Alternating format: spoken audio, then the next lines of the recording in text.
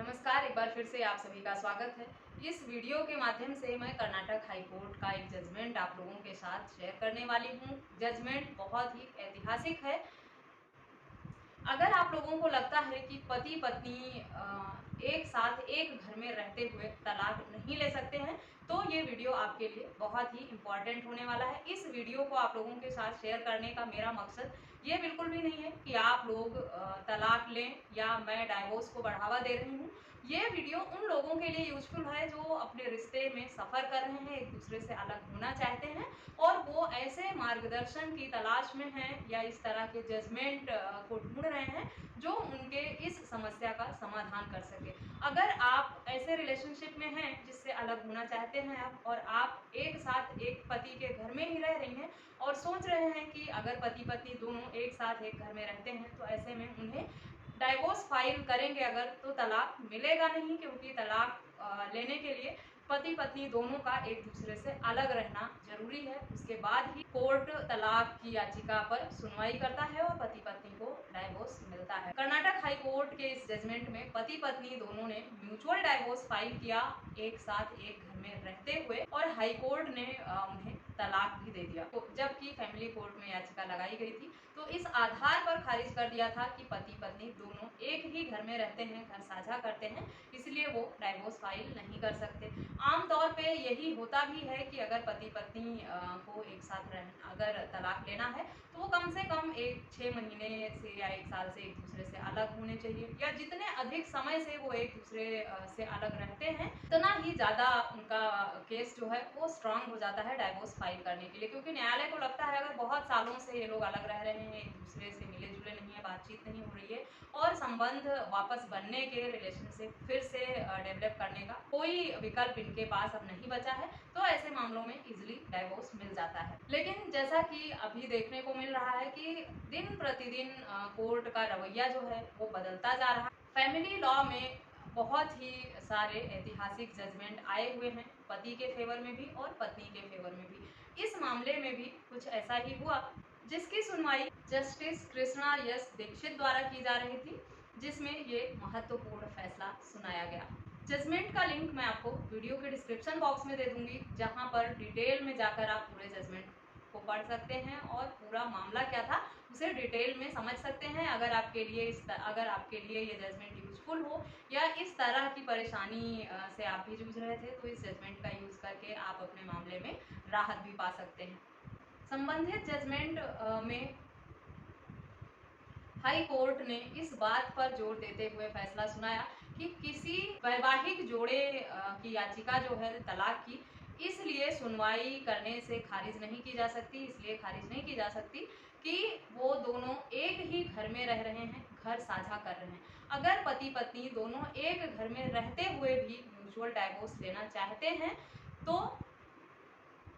उन्हें डाइवोर्स दिया जाना चाहिए। म्यूचुअल डाइवोर्स सबसे आसान तरीका होता है तलाक लेने का, क्योंकि इसमें पति पत्नी दोनों अपनी सहमति से कोर्ट के समक्ष जाते हैं, सारे सेटलमेंट कर लेते हैं और उनका खुद का कहना होता है न्यायालय में कि हम एक दूसरे के साथ नहीं रहना चाहते और हमने ये फैसला किया है और हमें न्यायालय से कोर्ट की डिक्री दे दी जाए। यानी उनके बीच में सारे सुलह समझौते, सारे विवाद, सारे सेटलमेंट, सारे लेन देन खुद ही बातचीत करके हो जाते हैं। सिर्फ उन्हें एक कोर्ट डिक्री के लिए न्यायालय में जाना होता है, क्योंकि म्यूचुअली अगर वो एग्रीमेंट करके या स्टैम्प पेपर पे या पंचायत में तलाक ले लेते हैं तो वो डाइवोर्स मान्य नहीं होता है। इसीलिए कोर्ट की डिक्री इंपॉर्टेंट होती है डाइवोर्स को लीगल बनाने के। मैं हर वीडियो में यही सजेस्ट करती हूँ कि अगर आप दोनों के बीच में विवाद है और अलग होने को सोच लिया है, अलग होने का फैसला लिया है, तो फिर एक दूसरे से लड़ने झगड़ने का, परेशान करने का, आरोप लगाने का कोई मतलब नहीं बनता है। म्यूचुअल डाइवोर्स फाइल कर लीजिए। ये जजमेंट भी बहुत बड़ा उदाहरण है कि देखिए म्यूचुअल डाइवोर्स था, सिर्फ इसीलिए पति पत्नी दोनों को डाइवोर्स मिल गया एक ही घर में रहते हुए भी। इसमें सबसे ज़्यादा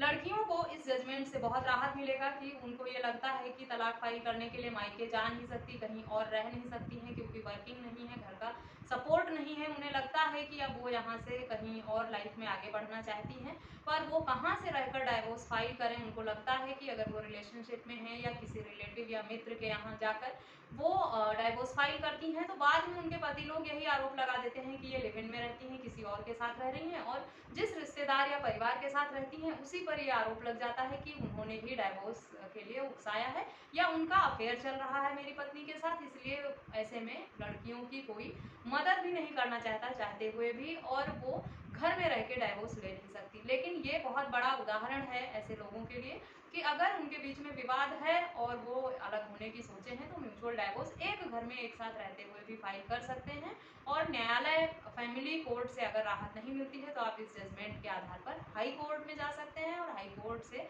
आपको राहत जरूर मिलेगी। इस जजमेंट का हवाला देकर आप भी फैमिली कोर्ट से म्यूचुअल डाइवोर्स एक घर में रहते हुए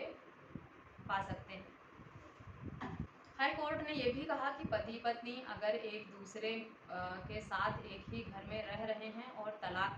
लेना चाहते हैं तो उन्हें तलाक दे देना चाहिए, और फैमिली कोर्ट का ये फैसला कि एक घर में रहते हुए तलाक नहीं ले सकते ये गलत है, ऐसा नहीं होना चाहिए। अगर पति पत्नी एक साथ एक घर में रहते हुए ऐसा कर रहे हैं तो वो सामाजिक और अपनी संस्कृति और सभ्यता संस्कार को ध्यान में रखते हुए ऐसे में कोर्ट को इस बात का ध्यान रखना चाहिए कि उनका फैसला सहमति से है, उन पर किसी भी तरह का जोर दबाव नहीं है, और इस आधार पर तलाक देने से मना नहीं करना चाहिए कि वो एक ही घर में रह रहे हैं, घर साझा कर रहे हैं, इसलिए उन्हें तलाक नहीं दिया जा सकता। आशा करती हूँ इस जजमेंट का मकसद आप समझ गए होंगे।